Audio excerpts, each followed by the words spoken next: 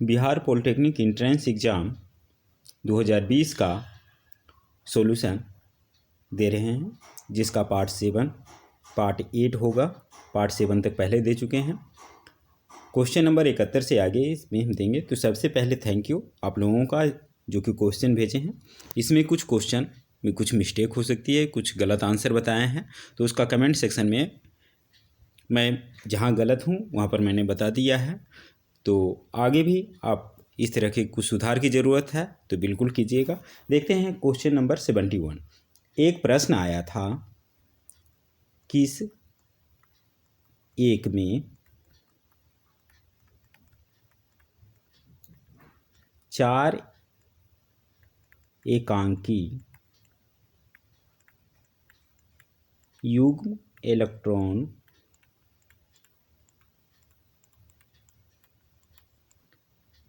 होते हैं। इसका ऑप्शन था क्लोरीन माइनस,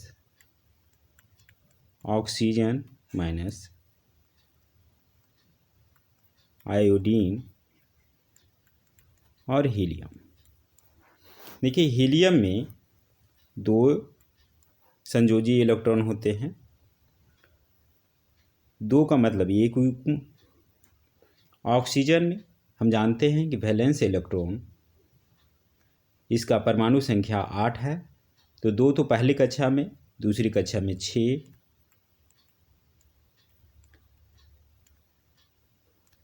अर्थात एक माइनस, यानी माइनस में क्या होता है, एक इलेक्ट्रॉन किसी से लेते हैं। तो 3 जोड़ी ये हो गया। हमें कह रहा है कि 4 युग्म होना चाहिए। क्लोरीन में 7 होते हैं,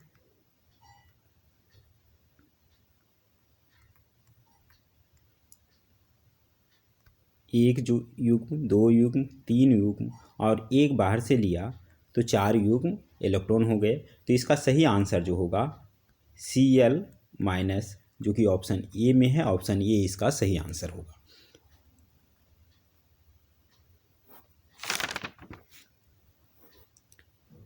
एक प्रश्न आया था,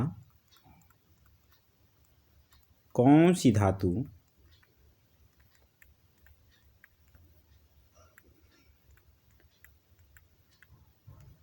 शीतल तनु HNO3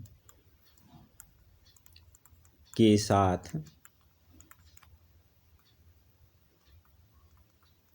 क्रिया कर हाइड्रोजन उत्पन्न करती है।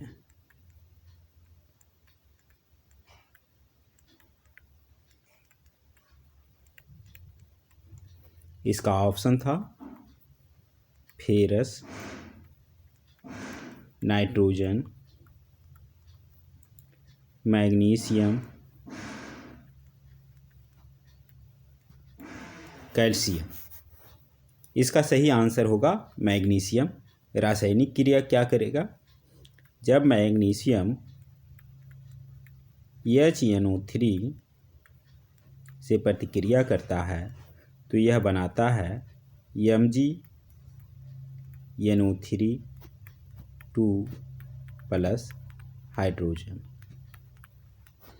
तो यही पूछा जा रहा है कि कौन हाइड्रोजन उत्पन्न करता है, मैग्नीशियम होगा।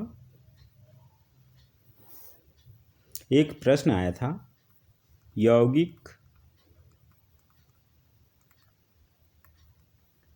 CH3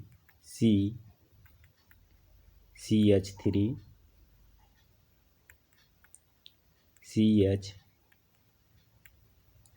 CH3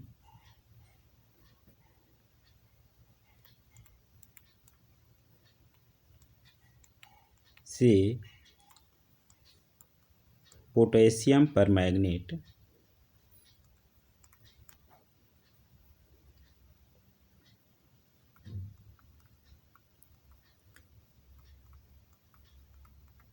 विलयन से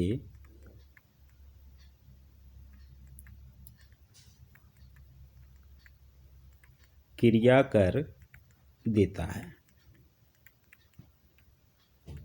अर्थात इससे प्रतिफल क्या मिलता है।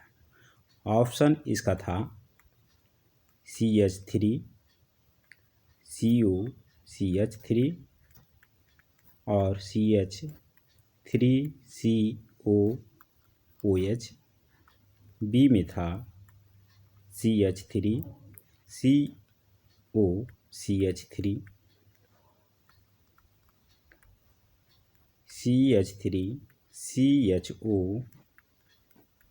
CO2। ऑप्शन डी था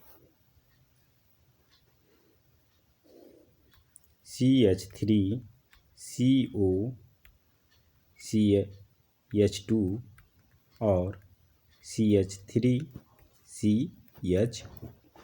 तो इसके साथ जब पोटेशियम परमैंगनेट से क्रिया करता है तो ऑप्शन ए देता है। ऑप्शन ए इसमें सही आंसर होगा। डिटेल के लिए आप गूगल सर्च कर सकते हैं। NCERT का बुक देखें, इसका आंसर आपको डिटेल आंसर मिल जाएगा।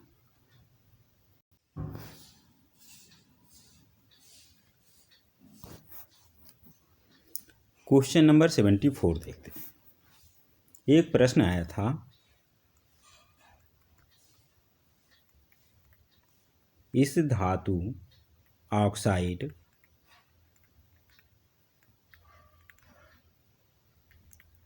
का कार्बन के साथ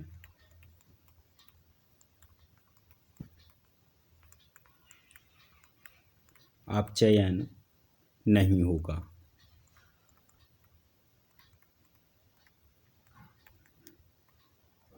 ऑप्शन ए था PbO, ऑप्शन बी में था Al2O3, सी में था Fe2O3, डी में था ZnO। इसका सही आंसर होगा Al2O3। इसका कार्बन के साथ अपचयन नहीं होगा। देखते हैं अगला प्रश्न। एक प्रश्न था, sine theta into cos theta का महत्तम मान है।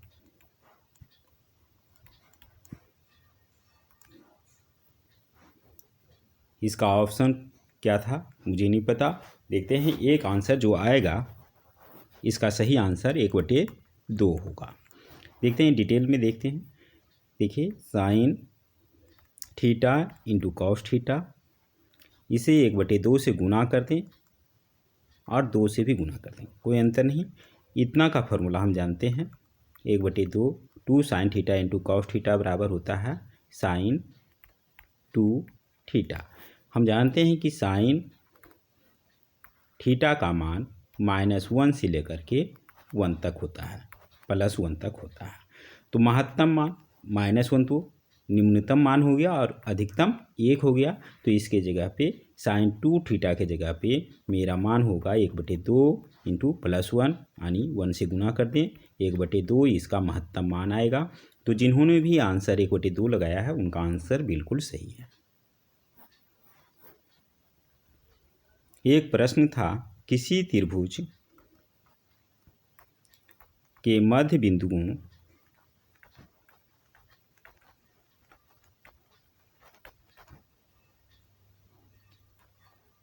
को मिलाने से पर बने त्रिभुज का क्षेत्रफल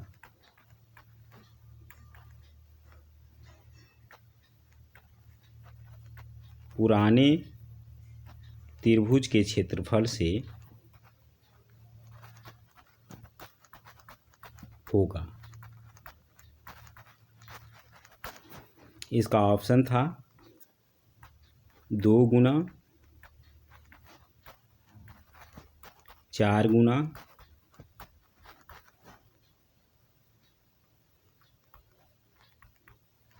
आधा और 1/4 गुना। मतलब चौथाई। इसका सही आंसर होगा 1/4 गुना चौथाई होगा। तो यहाँ पे देखिए 1/4 गुना या चौथाई कुछ लिखा हुआ होगा, तो यही इसका आंसर होगा। प्रश्न को समझते हैं क्या कह रहा है कि कोई एक त्रिभुज ले लीजिए, इसके मध्य बिंदु को मिला दीजिए। तो ये जो त्रिभुज होगा बड़े त्रिभुज का कितना होगा, तो इसमें देखेंगे कि ये बराबर बराबर 1 2 3 और ये 4 बराबर भागों में त्रिभुज बढ़ जाता है। तो उसमें से एक हिस्सा ये छोटा वाला त्रिभुज है, तो पूरे का ये क्या कितना गुना होगा, चौथाई होगा, 1/4 गुना होगा। तो जिन्होंने भी इसका आंसर 1/4 गुना लगाया है या चौथाई लगाया है उनका आंसर बिल्कुल सही होगा। Question number 77। एक प्रश्न आया था, कुछ आंकड़े दिए हुए थे 2 3 4 2 2 3 5 4 3 2 2 का मोड है। मोड इंग्लिश शब्द है, हमेशा ये बिहार पॉलिटेक्निक में बहुलक न लिख करके वहाँ पर मोड लिखता है। तो कुछ कुछ हिंदी इंग्लिश भी आना है कि बहुलक का इंग्लिश में क्या है, अगर नहीं जानेंगे तो आपको दिक्कत आ सकती है। तो छोटी मोटी चीज़ जो मेन शब्द है उसका इंग्लिश भी आप लोग याद जरूर करके रखिए। तो बहुलक तो हम जानते हैं कि जो अधिक बार आया है वही होता है। तो 2 इसमें देख रहे हैं सबसे ज़्यादा बार आया है, उससे ज़्यादा बार कोई नहीं आया है, तो 2 इसका बहुलक होगा, इसका मोड होगा 2। तो जिन्होंने भी आंसर 2 लगाया उनका आंसर बिल्कुल सही है।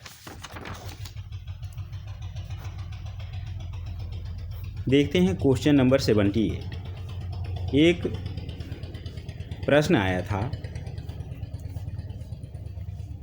इसका परिष्करण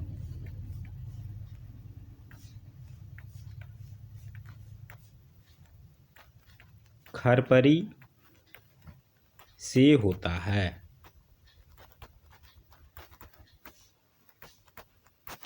परिष्करण मतलब शुद्धिकरण। इसका ऑप्शन था पीबी यानी सीसा,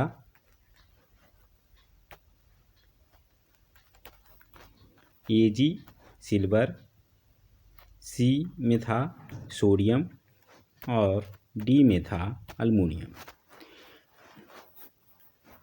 तो शुद्धि अल्मुनियम एजी यानी सिल्वर की यह परिष्करण खरपरी विधि से किया जाता है। इसमें होता क्या है कि सिल्वर से में अधिकांश पीबी लेड होता है, तो इस विधि से खरपरी विधि से इसको सीसा को निकाला जाता है, हटाया जाता है, परिष्करण किया जाता है। तो यह विधि सिल्वर की है, एजी की है। तो जिन्होंने भी आंसर एजी लगाया है उनका आंसर बिल्कुल सही होगा। Question number 79।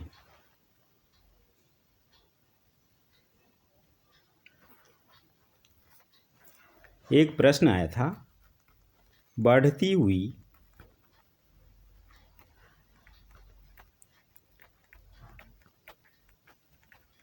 इलेक्ट्रोनिगेटिविटी, जिसको इंग्लिश हिंदी में कहा जाता है विद्युत ऋणात्मकता,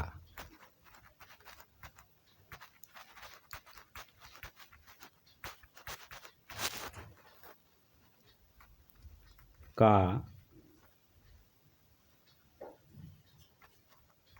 यह क्रम है। ऑप्शन में था सिलिकॉन, फॉस्फोरस, कार्बन, निकल। इसी तरह के 4 ऑप्शन थे। तो इसका देखिए सबसे पहले विद्युत ऋणात्मकता सभी को आपको मालूम होना चाहिए। इसमें SI का होता है 1.8 विद्युत ऋणात्मकता, P का होता है 2.1, कार्बन का होता है 2.5, नाइट्रोजन का होता है 3.0।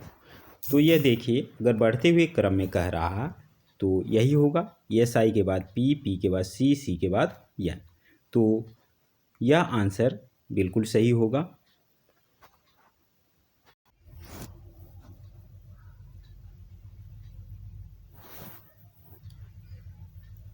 Question number 80। एक प्रश्न आया था, कौन से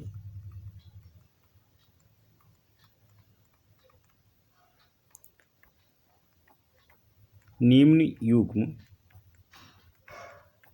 के पदार्थ H2O से अभिक्रिया कर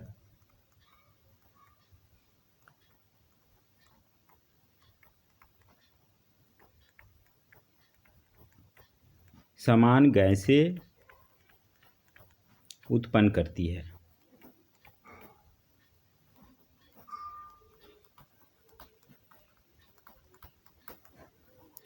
इसका ऑप्शन था Na, दूसरा यौगिक Na2O2, ऑप्शन बी में था KC और दूसरा CO3, बी में था सी में Ca और दूसरा यौगिक CaH2, डी में था BaO3। इसका सही आंसर होगा ऑप्शन सी, CaH2। देखिए अभिक्रिया क्या होगा, जब कैल्शियम जल से प्रतिक्रिया करेगा H2O से, तो यह प्रतिफल बनाएगा CaOH2 प्लस हाइड्रोजन।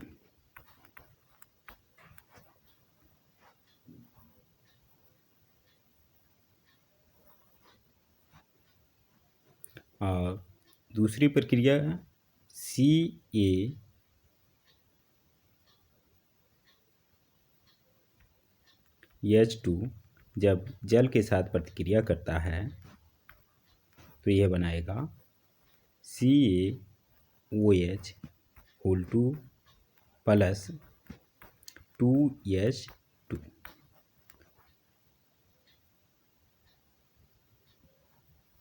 इसको संतुलित करने के लिए आप देख लीजिएगा, 2 यहाँ लगाएंगे तो ये समीकरण संतुष्ट हो जाएगा।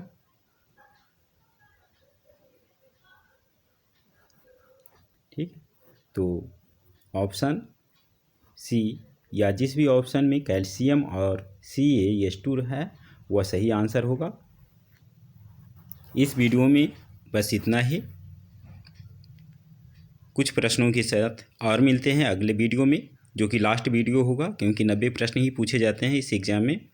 तो आप लोगों ने काफ़ी क्वेश्चन दिए हैं, तो इसके लिए धन्यवाद। कुछ क्वेश्चन हो सकता है अलग हो, क्योंकि मेमोरी में 90 का 90 क्वेश्चन नहीं आ सकता है। तो आप लोगों के अधिक से अधिक रिस्पांस की वजह से मैं ये वीडियो ला पाया हूँ। एक बार फिर से आप लोगों को धन्यवाद करते हुए इस वीडियो को बंद करता हूँ।